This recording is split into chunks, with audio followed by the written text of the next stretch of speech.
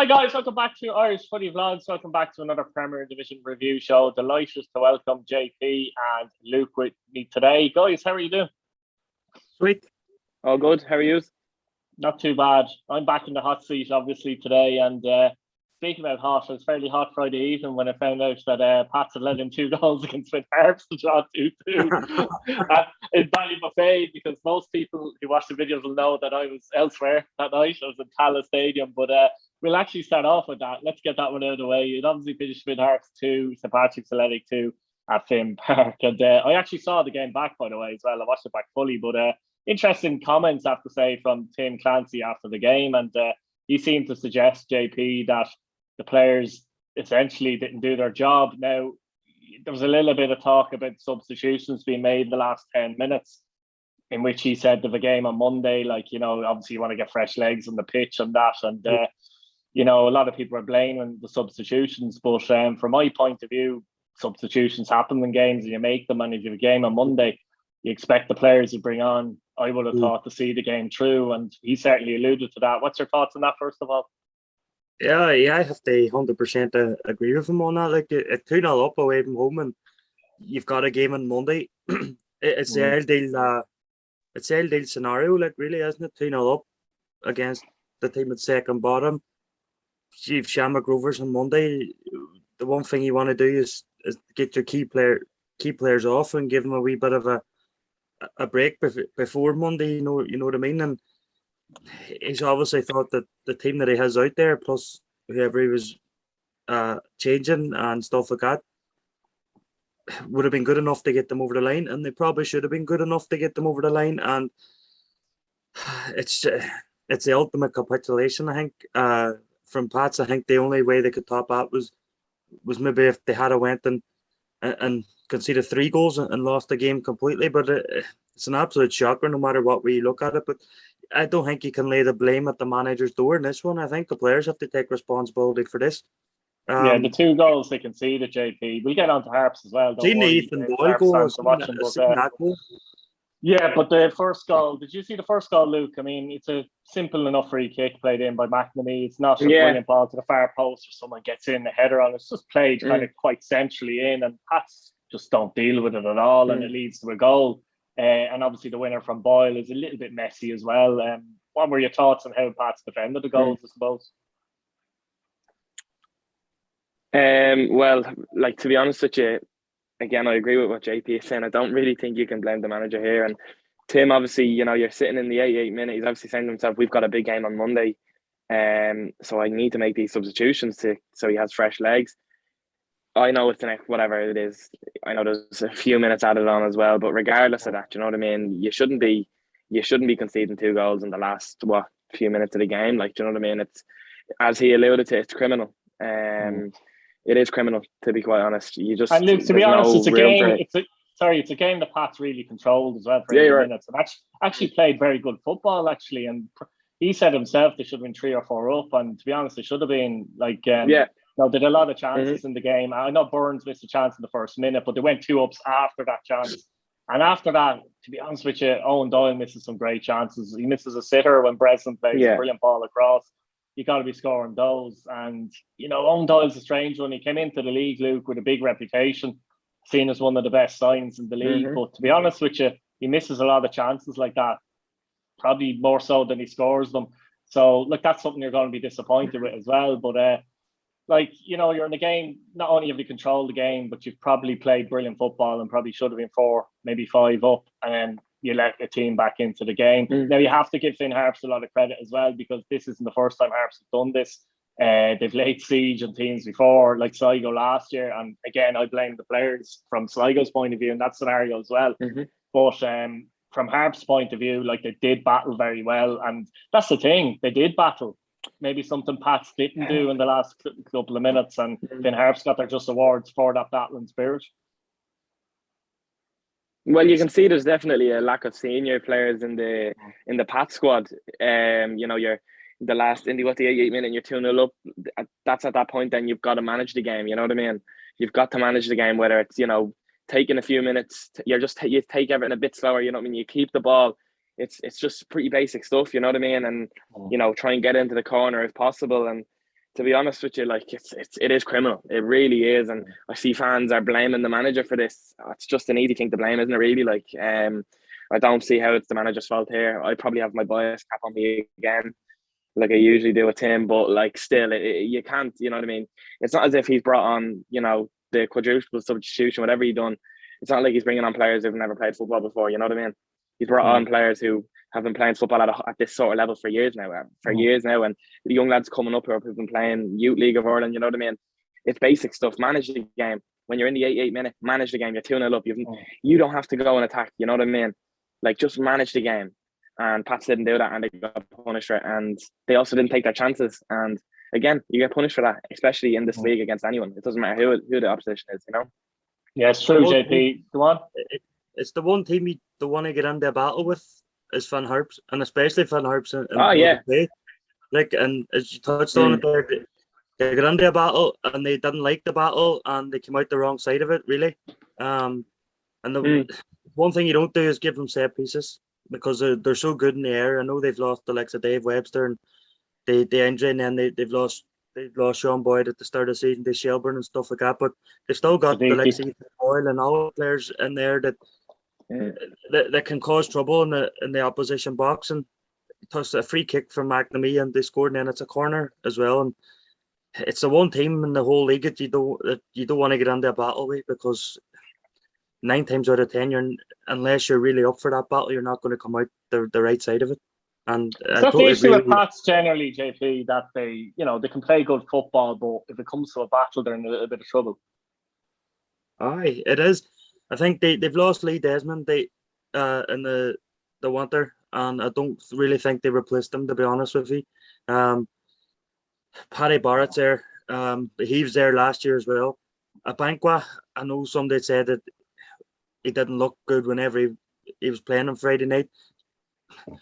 He's still a kid. He's still learning the trade, but at the same time, he has to step up as well. Well, the fact that JP that he's moving on as well, it might have something to do with that could be in the back of his mind as well. Yeah. You know what I mean? So,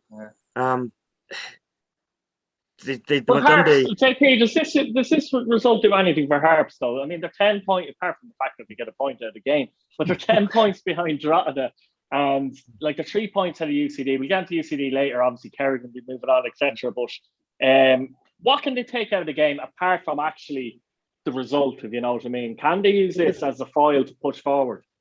You can take belief out of it. They definitely can. Like, they very rarely this season have they come from behind.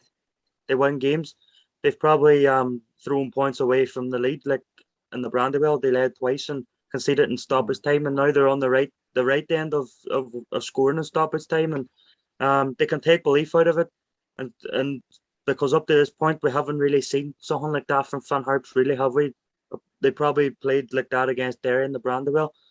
And it's they have to believe we're only 10 points behind, but at the same time, that's what they might, at the minute, it might not look like something for in terms of the entire season, but going forward, it could inject a bit of belief in them, and that's what they need. It might inject a bit of belief into the fans as well, because I know some of the fans are a wee bit deflated, and the crowd isn't there that maybe possibly would have been if they were closer to Drogheda or further up the table. So I think, to be fair to JP, there seemed to be, from what I could hear when I was watching the back, there seemed to be very good atmosphere from the fans throughout, believe it or not. And that's what they're going to need between now and the end of the season, if they're going to get anywhere close to Drogheda. But I think the main thing for Finn Harps is keeping their head above UCD, because if they do that, they get the second chance in the playoff. And by looking at the quality in the first division, it's going to be difficult for them. But at the same time, Finn Harps are a difficult team. They can make it difficult for teams when they want to. Yeah, before moving on. And literally last week, sorry, just to interrupt you there, just leaving last week, I was saying on the show that this isn't like the Finn Harps of old, like the last few seasons where they don't give up and all this, and then the next week later, like they're 2-0 down the 88 minute and they pull it back to 2-0. So maybe Ollie Horgan was watching the show. I don't know. Are you trying to say it's your fault? Well, a bit of reverse psychology, I'd like to call it. Yeah, before we move on, I have to say Billy King's second goal was a fantastic goal. Left foot as well, predominantly right footed player. It was a lovely strike, wasn't it? Yeah, brilliant goal. And he's, in fairness to him now, he's stepped up again. Like, I think, you know what I mean. It's they were, even the first goal, you know what I mean. Mark Doyle does well, gets a nice ball across, and it's a good finish. And then obviously the second goal, but that's what he's capable of. You know what I mean. He proved that a lot last season, and he has a few times this season. Maybe not as much as he wants to, but as he probably wants to, but he's capable of that. You know what I mean. And if you give him room on the edge of the box like there, you know what I mean, he'll punish you. Like. In fairness, I love the little image with Ethan Boyle and the kid actually the final whistle, because it's just, you can show that to Premier League fans, you know, that kind of way. Like, you can just, that's what it can mean to kids as well. So I love that little image. Yeah. We'll move on to Belfield, where finished UCD 0, Derry City 1, and plus you've forgotten what it was like to win, JP. That was the first win in 8 games. They went 8 games without winning anyway. And they came back with a scrappy enough, seemingly 1-0 win. You would have seen it, the match more than me, but patching penalty on 53. And I felt like this was a game, if they didn't win this, there would have been a little bit of pressure, wouldn't there? Because you think UCD, you know what I mean, this is a good chance to get the 3 points. But look, at the end of the day, they got the 3 points. What did you make of the performance? And obviously, just important to get over the line after that horrendous run, let's say. Yeah, because the last time they'd won was against UCD when they beat them 7-1, I think. No, Pats, was it? Didn't they beat Pats? Sorry to bring it up, Pats fans. Yeah, did they beat Pats 4-0? Yeah. Yeah, that's right. They did. Didn't want to bring it up, but you made me. I was thinking he knew well. He was trying to get me into that. No, I was thinking it maybe was them 2 games as the Derry played Pats before UCD or something like that. So because I knew them 2 games were back to back, I just wasn't sure. Yeah, but they did 1-7-1 and then they went 1-4-0. That's right. You're 100% right. And that's the last time they won, which was the end of April. So yeah, it did. It did. We did kind of feel like forget how they won, but Friday night wasn't about performance. It was just about getting the win. You're up against a team that's rock bottom, getting a chance to get 3 points on the board. Try and build a bit of momentum heading into European games. It wasn't a great performance. It wasn't vintage, but whenever you're in a run Derry are in, they get the monkey off the back. You just have to dig in, and I think Derry did that. They showed some great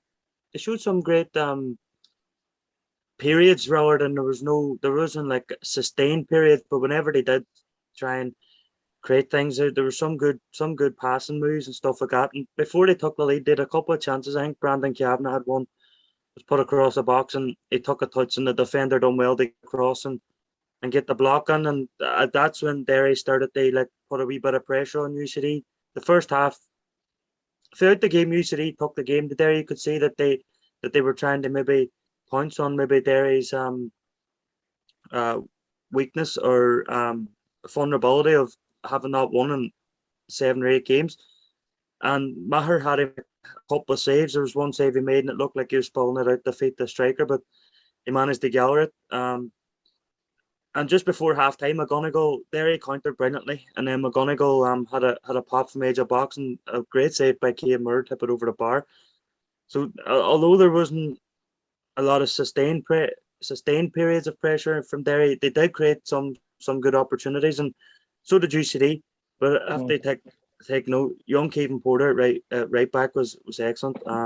As I hear that he was brilliant the week before against Drogheda as well, and he came off with dead legs. So if Ronan Boyce and Owen Toll are going to be injured for a few weeks, it's exciting to see that we've got somebody who can step up and take the ball by the horns, and Kevin done that on Friday night. He played really well. He got forward really well.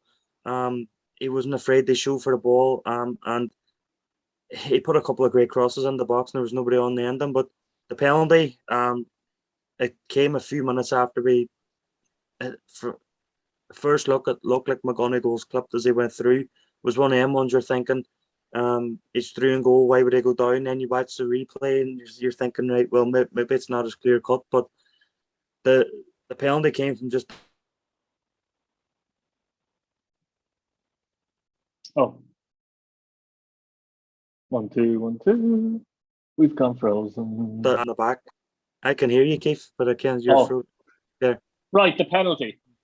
Yeah, the penalty, it came from a diagonal ball from Patrick Magdalene, and he's going nowhere, and Michael Gallagher decides he's going to try and win it, and he clobbers him, and the referee had absolutely no option, but they give a penalty, and you're thinking at that stage maybe Derry can go and can get a second goal and kill the game, but they couldn't. But the main thing was that they kept UCD out at the other end, and it's just about now can they take confidence from that and go to Dalymount next week and maybe push on from it. Yeah, funnily enough, I've seen Porter playing a couple of pre-season friendlies. I think one of them was down at Drogheda, Luke, and I was very impressed with him. Yeah, that's on right. The right-hand side. Really impressed with him. So I'm not surprised that he's come in, and if Boyce is out, as you mentioned, it's good to have someone like that come in. He looked like a breath of fresh air when I've seen him play, if you get me. But that's a good sign for Derry, particularly with some of the injuries they have at the moment as well. Luke, from UCD's point of view, obviously Kerrigan is gone essentially now, and Whelan is injured, so they're both gone as such, and it's hard enough for them, isn't it, without that scenario developing, but we thought it would.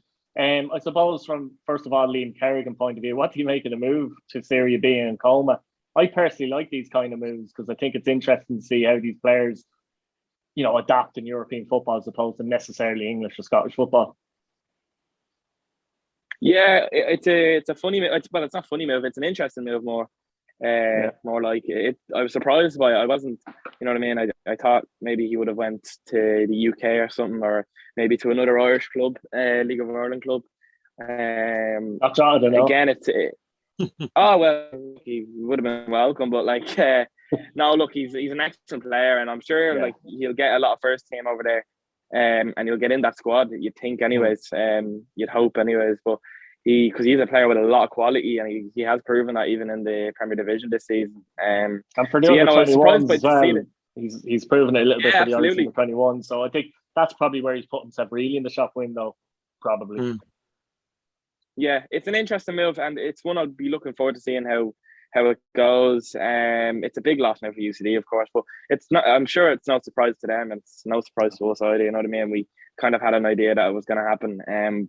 But now without Whelan and Kerrigan, it sort of maybe gives an opportunity for someone else then, to sort of step up, because that's the way UCD has been the last few seasons. When their best players leave, it's sort of, the next person comes through, and this next big thing, and I'm looking forward to seeing who that will be maybe. But it is big losses, and especially now for the rest of this season. Like, do they still only have one win? Is it? Yeah, they do. Yeah, that'll be tough to get that number up. You know what I mean? For them, so. It's a tough one for UCD. Again, it's they're a tough team to beat in away like a home. I mean, they're a tough team to beat, but it's going forward for them now is a bit of a worry, Definitely. Duffy looked very right. Actually, he's looked sharp in the games, hasn't he? He's playing, and as Luke said, there's always a few nuggets coming through there, but a lot of the time it takes time. Another one I like personally is actually their centre half, Eric Yoro. Actually, is one to watch as well. He's very 18, good. I think so. He's one to watch. I think he's a couple of years left in UCD as well. So, look, they'll always have someone coming through. But probably UCD is probably a case of Longford. They probably got promoted maybe a year too soon. You know what I mean? So, Dylan Duffy looked very bright. That's where they can get players in. They kind of support him, because we know. They're probably going to lose Colin Whelan anyway come next week. So he's out for the season. We know that. And as Luke touched upon, there's always somebody coming off the conveyor belt at UCD, and be interesting now to see who the next one's going to be. Absolutely. We'll stick with Luke and finish Drogheda United nil, Sligo Rovers nil at United Park, or Head in the Game Park, I should say, really. But the interesting one about this, Luke, was the fact that Sligo, in the two games they played Drogheda this season, they obviously beat them, but they scored early goals. In the games, and that. So that was something that Drogheda, I think, I'm sure, would have looked at, like to keep it tight, etc. And seemingly they did in the first half. Overall, how did you see the game? And you were saying just before you came on air that you thought Drogheda were slightly the better side over the 90 minutes. Yeah, I think we slightly shaded it overall. Look, the start of the game, it's about staying in. I think, you know what I mean. Like, when we went up to the showgrounds, we were 2-0 down after 2 minutes. Like, you know what I mean. And that's sort of, before you're settled, you're 2-0 down. Like, it's madness. And then obviously they were 3-0 up inside 30 minutes in Head in the Game Park the first game around. So it was about sort of staying in the game. Sligo are a good team. You know what I mean? They've got good players going forward, and they've got players who will score goals. And and he was about staying. That they had half a chance early on, but that was it. You know what I mean? Drogheda kept it nice and compact, and in fairness, Drogheda would actually probably started a bit brighter as well. You know, they got a few corners in. Ryan Brennan played a lovely ball in behind the Dean Williams, and he sort of tried to cut it across the Dale Rooney, but in fairness, the Sligo defended him quite well. So then obviously that was really it for the first half. There wasn't an awful lot in it. Then in the second half, it was a lot better game. I think, you know, even the substitution draw they made, like they have seen in the last few weeks, the likes of Markey and Foley and, you know, Chris Lyons came on as well. They're making differences, and you know what I mean. We had a great chance with Foley, really, really good chance. Like I think he sort of just caught between his 2 feet. He didn't really know which one to hit it with, and just wide. So there was a great ball across by Markey. He was probably, you know, I mean, great to having him back. But it'd be great now to see him if you can start him and maybe in the next 2 games. You know what I mean. See what he's like when he starts back. Same with Foley, you know what I mean. They're still not 100% there, you know what I mean. I think if Foley's 100%, I think he finishes that, you know what I mean. Yeah. You can see he's still not 100%. Overall in the game, then Massey had a good header. Then Luke Heaney makes a brilliant challenge. That was from a Markey free kick before we move on to that, wasn't it, as well? It was a lovely free kick from Markey as well. So, Markey, brilliant free kick cross. Obviously, I think if it goes either side of him, it's in the net. You know what I mean? It was just straight at him.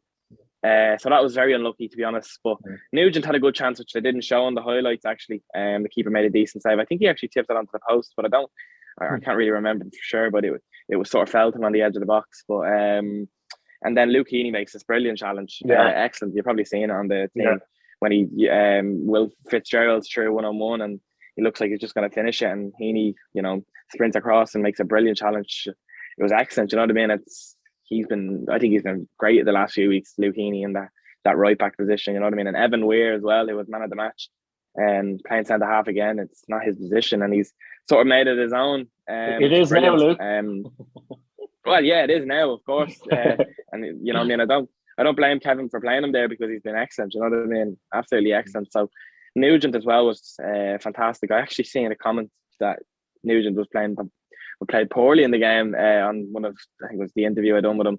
It was he was excellent. He was excellent, to be honest. And you know what I mean? Sort of when he's playing his best position on the right, isn't he? Yeah. Yeah, but he was playing it. He sort of started out on the right, and then he came back into the midfield. And once he was in the midfield, he was really good. Like, you know what I mean? Really, really good, winning the ball back and finding his passes, and that's all you can do. Like, you know what I mean? And he had a good chance, of course, as well. But overall, I'm happy with it. You know what I mean? It's another point. It's 5 games unbeaten now. You know what I mean? I think we have the second best form in the league at the minute. You know what I mean? And I think the funny thing about that is, like, we went on that, what was it, like 4 games in a row of losses, and then you go on a 5-game unbeaten streak. It was quite like the start of the season. So it's good to keep going on these little runs. I'd like to obviously I'd love to see them, you know, start turning these draws into wins. You know what I mean? Because that could have been easily 3 points there on Friday night. But look, it's on the path now next week. So it's a good point for Drogheda, I think. JP, from Sligo's point of view, it worked out to be a very good point with the Pats result, because it keeps them 3 points behind, when you're thinking from Sligo that could easily be 5. And it's not a massive gap, but it's a gap, you know. They did have a chance at the end. I think Will Fitzgerald, wasn't it, Luke, that headed it wide? That was probably their best opportunity. Yeah, really, of the game. Yeah, that was probably their best opportunity, yeah. Yeah, and that probably would have been harsh on the home side. But what are you making of Sligo at the moment, JP, under John Russell? Well, it's kind of been like up and down. Like, he got that new manager bounce, didn't he? Really, he got the one against Derry, and then did he lose the next game or draw the next game against UCD or something like that? So, it's kind of like basically what they were before they got rid of Buckley. But I think his early days in his management career at Sligo, and it's going to take time for him to get his own stamp on the team, even though he knows the players and stuff like that. But they're going to want to get used to his ideas. And looking at the league table, both teams are probably where we would have expected them to be come 21 games into the season anyway. For Sligo's point of view, it's about trying to keep on the coattails of the top 4, which they've done.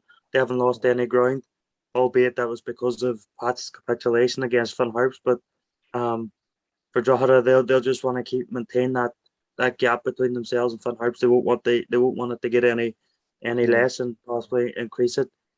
whenever they can. So John Russell, I think, will do well, but I think over the course of the next 15, 16 games, I just think they'll probably come up short in the battle for the top four. But you never know what can happen in the cup. You know what I mean? So, it's just one of them things. A new manager, players trying to get used to him and stuff like that. And we'll probably see maybe in the next 10 games, see exactly what sort of stamp he is having on the team. Absolutely. Finished at Falcon Park, Shelbourne 0, Dundalk 0, and I suppose not too many chances in this game either. I'll start with you, JP, for this one, but Robbie Benson, this is an absolute gilt-edged chance for Dundalk, doesn't he, to give them the lead. And to be fair, Shepherd, I think it was in the second half, Shepherd makes a better save than what it looks, because Sean Boyd plays a lovely flick header and Shane Farrell is onto it like a flash. If Shepherd doesn't leave his line like a flash, I think for Shane Farrell it's an easy finish, but he makes it doesn't look like a great save because he's come out to meet us, but I think he's been excellent actually for Dundalk, Nathan Shepherd. Really, really good, hasn't he? He has. There was questions asked about him because nobody knew much of him. He was playing in the Brentford B team, I think, and he's a Welsh under-21 international, if I'm not mistaken. He was away in the last international window as well with the Welsh team. So, and he's proven over the course of the season that he's a very good goalkeeper. And I think is he on loan at Dundalk, or is he their goalkeeper? I think it's permanent. It's permanent. Yeah. So that's a good thing for Dundalk, that they've got a good young keeper. They had Gary Rogers for 7-8 years, and they'll be looking. They have a number one that they can have for a long period of time. And sometimes I think that can be key to meeting your aspirations, is having a steady number one. And he is that save you're talking about was incredible. Like, 'cause I think some people might not appreciate it. I think maybe the goalkeepers union will appreciate it and tell you how good it was. Like, he has to react. It's all about the reaction. If he doesn't react, Shane Farrell probably sticks it in the back of net. But for Shelbourne, they'll probably be happy with the point against Dundalk, who were probably the informed team in the league. I think they've won 6 in a row going into that game. So, big point for them. And Dundalk must be looking at the league table and seeing that they've only lost 2 and Shamrock Rovers have lost 4, and they're still 7-8 points behind, and they'll be scratching their head over that start where they'd won 6 draws in the first 7 games. And but look, a very good point for Shelbourne. Dundalk will obviously be disappointed with it, but they'll be glad they keep the unbeaten streak going. I think Luke, Dundalk, they understand then there, to be honest, or up there from my point of view where I am. They understand that they're a work in progress and that they're actually ahead of time in many ways. So I've seen their assistant talk about this after the game. He didn't seem very fussed about the point, to be honest with you. He's quite happy the way things are going at Dundalk. You'd have to be, wouldn't you? Oh yeah, of course you would. Like, it's like, what did they go 6 games in a row of winning, wasn't it, before this game? That's a very hard thing to do in the league, and the teams obviously they've beaten on the way to doing that. So like, it's a tough thing to do in the league. So yeah, I think they are. Well, what are they, second in the league now? So like, they are ahead of probably where they thought they'd be. But look, it's all down to the management team and the players they have there to where they are at the minute. And I didn't think it'd be a quick fix for Dundalk, and I still don't think it will be. Like, I think they'll finish comfortably in second or third. Like, I think they'll be comfortable enough, but I don't think they have, they could easily push Rovers, but I don't think they have the squad over the rest of this, obviously the 36 games or whatever to actually win the league. But another bit of recruitment, they're not far off it at all. Like, and it's they're doing well. Obviously, they could have easily have won that game. They had a great chance with Benson as well. You know what I mean? It's a great chance. And you sort of would have fancied Benson to score that, especially in the confidence he's in at the minute. But it was quite unlucky. So it's disappointing that they probably didn't get the win, but they'll be happy. It's another point, and Shells is a tough place to go to, like it has been the last few weeks. Shells have been in good form as well, so they'll take it, and I'm sure Shells will take it as well. You know what I mean? They're still picking up points, and now I think we sort of think they'll be safe, so they'll be happy with where they are as well. We'll finish up with obviously the Dublin Derby. Shamrock Rovers 1, Bohemian FC 0. Rory Gaffney at 47. And a bit of a feisty game, this one. That might have been the best derby, but it was very, very feisty. I think I had a discussion with you, Luke, about the sending off that I felt when I seen it live, or not the sending off, the promised possible sending off. I thought when I seen it live, I thought, you know, when you first see something live and thinking, he could have been sent off there. Now, he was very far out, and you can understand why a yellow was given. But from where I was looking, it looked like that if he got there, which he had got there, he was in. But look, I can see the merits of the yellow now. I haven't seen the replay now.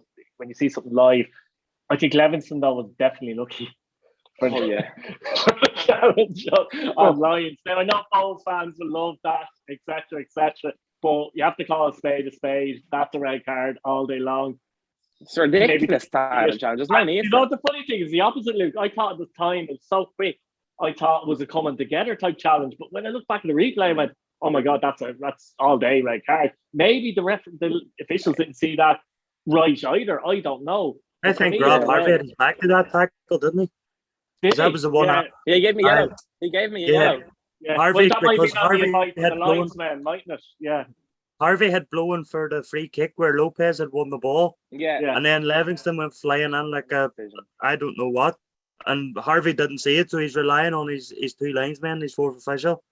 And if he had maybe had seen that close up, he's probably given it. Where the linesman, the fourth official, have probably seen it the way you've seen it, Keith. Maybe that's the issue I had. Yeah, it looks like just two guys going in like a train making a challenge. But when you see it after, flipping hell, that could have been dangerous. But look, there was a lot of situations like that in the game, and it does overall help as such the game. And Bowls battled very well in this first half, and actually thought they were the better team. Yeah. But they didn't really create an awful lot. There was a lot of opportunities where that space, maybe they didn't make the right pass, etc. Liam Burke was guilty of having his head down an awful lot when he was running with the ball, you know, that kind of way. But the second half, Rovers were pouring up in the first half. In the second half, I think a minute in, actually, Gaffney has a great chance in which Ryan says score. Yeah, Gaffney should score. And you're thinking, Mac Bowles, you know, having come out in the second half, they're still in the dressing room. What happens from the resulting corner? Gaffney scores with the far post. And it just, from a Bowles point of view, it just seemed, after having a decent enough first half, they've just given them a goal like that. And Rovers went control. Awful defending, I thought. And actually, Rovers' best chances in the second half came from set pieces and corners. Mandrew hit the bar. Another chance was cleared off the line from Feely, and Jordan Doherty scrambles one off the line. So Rovers in the game didn't create too many chances from their own creation. It was mainly from set pieces, and Bowles failed to deal with it. Yeah. Bowles didn't really look like scoring the game, apart from the chance maybe 15 minutes ago. I think it was headed by Promise, and Junior just can't get there. But ultimately, a massive 3 points. Devoy has a good hit as well, and Manus has. That's right. Devoy, look, to be honest, Devoy has a good one. Manus makes a decent save. You're probably expecting. Was that Ali Cooch actually, Luke? Was that Ali Cooch? That was Ali Cooch. Maybe Ali Cooch. Yeah. Okay, It probably was. You're probably right. But to be honest with you, in the game, anyway. They can let us know.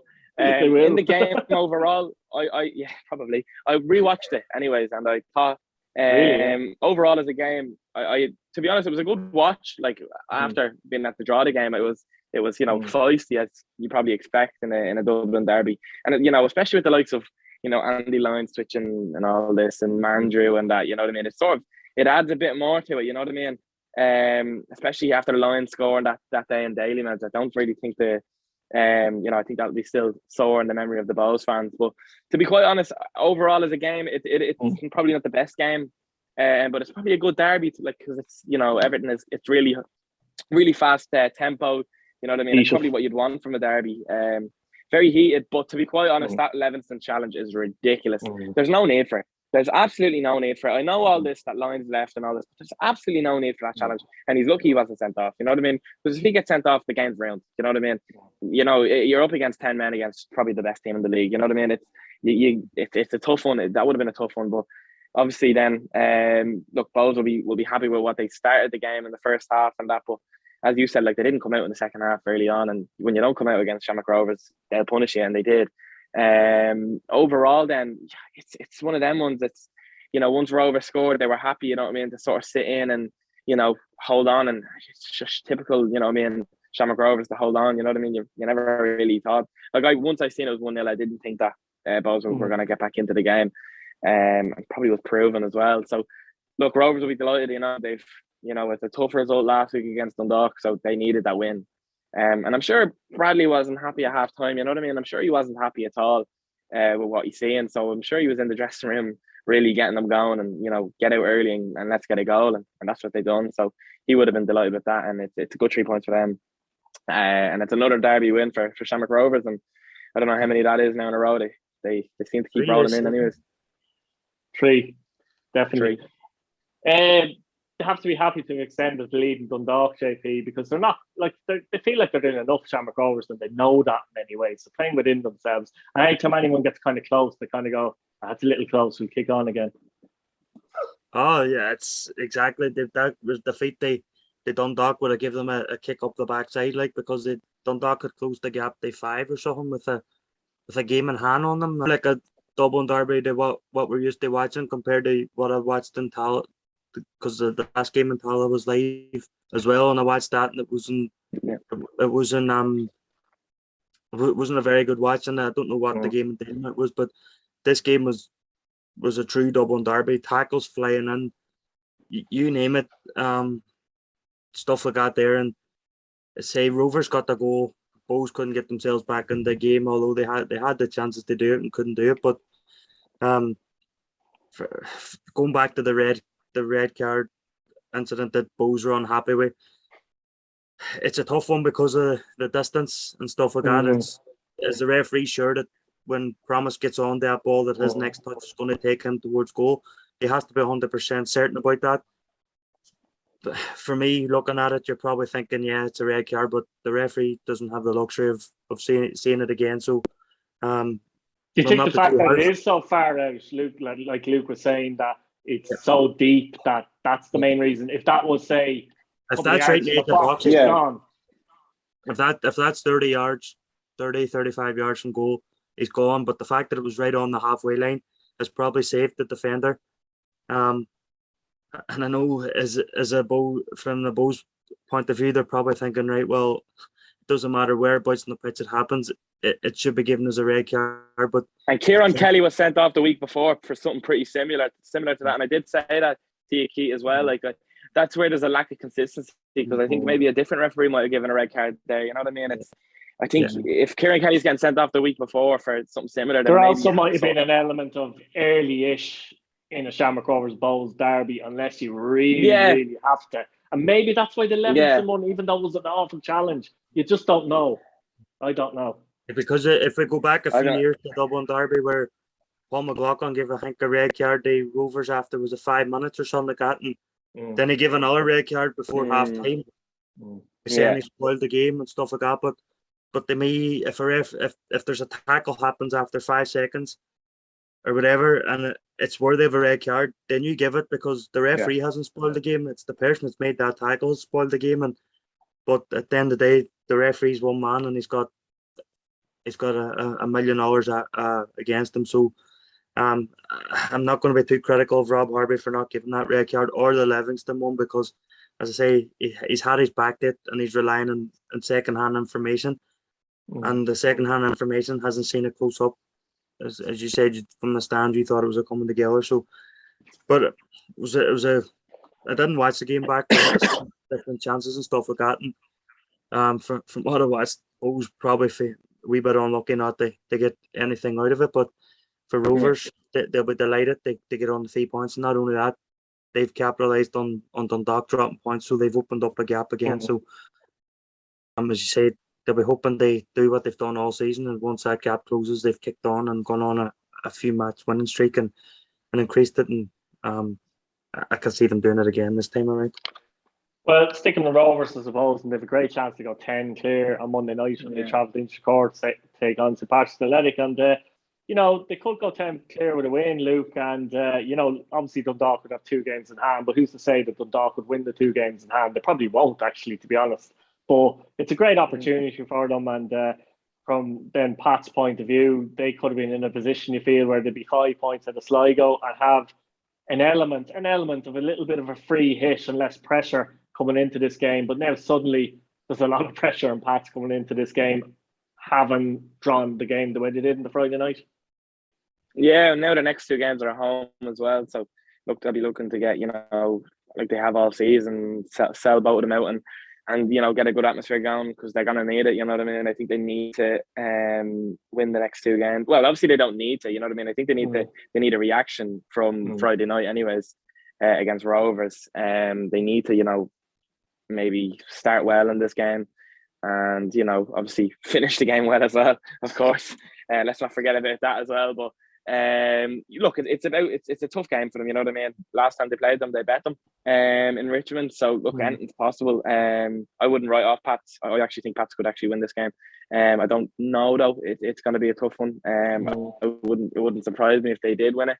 But I'm looking forward to it. Obviously, it's the only game on, so I'll stick it on and give it a watch and see what it's about. And looking forward. I'd say it'll be a good game, and I'm sure it'll be a good atmosphere as well. Yeah, JP, I mean, Sam Curtis picked up an injury against Harps on Friday. He has a scan on Monday to see what way the injury is. It's an ankle injury anyway. We don't know exactly what it is, but he's not going to be playing on Monday, obviously. He's been a revelation, actually, for a 16-year-old at right back for Pats, and they've had problems at right back up to that point. So that's going to be interesting from their point of view. And, Rovers, as Luke alluded to, did lose an inch-core this season already. It's hard to see, though, Rovers losing twice in one season, away to Pats, because they probably look at it and go, we're disappointed to lose at that time. Usually a team like Rovers they hit back, don't they, from things like that? Yeah, and as I talked about in the previous show, there's probably one team that you don't want to be playing after a Friday night in a Friday Monday segment is Shamrock Rovers, because of the squad depth that they have. And you said there, Sam Curtis is injured, and an ankle injury, you don't get over that in a couple of days. So, and as you touched on as well, the one area that they were seemed to having problems was in that right back position, and he seemed to be, even though he's 16, he seemed to be the solution, short term anyway, if not maybe long term. And it's who do they find now? They cover him, in his absence, and it's going to be an interesting game. If St. Pat's had got over the line against Van Harpen within days off the back of a victory, they'd be taking it, as you said, it's third a free hit. But now they have to come out and I'm not going to say they have to win the game, but they have to put in a performance that the fans can be proud of and themselves, and show the fans that the Friday night, the last 5-6 minutes was a blip. But you look at St. Pat's season; they've already lost 7 games. That's 1/3 of the matches that they've played, and in the 88th minute they were going, what was it, 3 points behind Derry. They're 5 points behind them. If they lose this, they're going to be 5 points behind with a game more played. So they'll want to keep on the coattails of the top 3, because, as we know, the 4th place then relies on the cup, and it's going to be interesting over the next series of matches, and because that's when it'll really heat up. And I can't see Shamrock Rovers losing this. I know we've touched on that they've lost that inch core earlier in the season. That came from a set piece. Chris Forrester got a free in the box and headed in the top corner. I can see Rovers winning this game. Maybe they'll not win it comfortably. I think Pats will give them a game. I think it'll be it'll be decided by 1 goal if there's going to be a winner. I think I'll go for a draw myself, because there probably will be a reaction. I do think Rovers are a little less fluid without Jack Byrne in the team. They've been missing him the last few weeks, and you can just see the fluency isn't quite the same without Byrne. I'd say a draw, but in almost in a boxing terminology, I'd be leaning more towards Shamrock Rovers. What do you think? I think it's probably a situation where St. Pat's will probably have to get the first goal if they're going to get something out of it. Definitely. Because as we saw, like with Rovers against Bows, they didn't play well, but they got the first goal and won the game. Again, done the same against Derry. Didn't play well, but got the first goal, won the game. And I think it could be a similar situation. You had games where good point, where they lost 1-0 to Drogheda actually, and Dundalk, particularly Drogheda actually, because Dundalk was very, very late in the game. And I think Rovers had in that game against Drogheda a couple of very good chances in the first 10-15 minutes. If they score one of them, they'll probably go and win the game. Yeah, that's what I was just going to say there. Similar thing there, yeah. I was just going to say there, I think going into this game, when Drogheda played them, like, we didn't have many chances in the game. I think we only had one very good chance, and you scored it. And it was pretty similar to when they played Dundalk when they won that game. Like, you know, obviously Dundalk probably had a few more chances than we did, but we scored our chance and they scored. You know, I mean, Dundalk scored their big chance. Pats have got to do that. If you have any chance of beating Shamrock Rovers, you've got to take that chance. You know what I mean? And it's the only way of beating them, obviously. But it's you know, because they'll have a few chances and most likely they'll put one or two of them away. You know what I mean? So it's about, you know, when you get your chance, especially when you're the underdog against Shamrock Rovers, you've got to take it. You've got to take it. And look, we've obviously had, you know, question marks about Pats and, you know, creating so many chances and not taking them. Especially against Finn Harps, you know, I mean, that Owen Doyle and when the one Dara Burns plays across the box, and it's simple for me to say, but it's a pretty easy one. Yeah, you'd expect a player of his quality and been playing at such a high level for so long to finish that. So I think, you know, it's going to be a good game. I honestly don't know. It's a tough one to call. I'll probably go a draw, but it wouldn't surprise me if Pats won this. You know what I mean? If they got a reaction out of it and won the game, but you know, I think it'll be a draw myself. Yeah, in a weird way, wouldn't surprise me either. Look, guys, we'll leave it there. Thanks for coming on as usual. Let us know in the comments what you think, guys. Let us know what you think of the games over the weekend. Prediction maybe for Monday. Subscribe to the channel, hit your bell notification button, and thanks for watching once again.